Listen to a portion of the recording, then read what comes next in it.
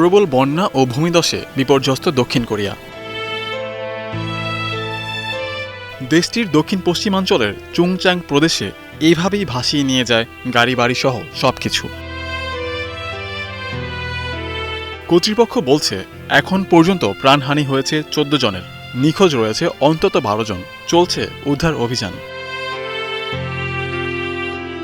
প্রবল বৃষ্টিতে সৃষ্ট বন্যার পানিতে তলিয়ে আছে হাজারো সড়ক ও বাড়িঘর, ফলে প্রায় 10,000 বাসিন্দা বাড়ি ছেড়ে চলে গেছেন আশ্রয়কেন্দ্রে।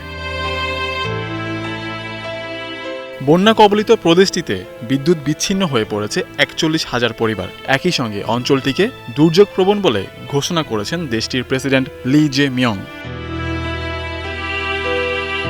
ক্ষতির মাত্রা বেশি হওয়ায় কর্তৃপক্ষকে সর্বোচ্চ শক্তি দিয়ে উদ্ধার তৎপরতা চালানোর নির্দেশ দিয়েছেন স্বরাষ্ট্রমন্ত্রী ইয়ং হো জং। আহমেদ স্বাধীন, স্টার নিউজ।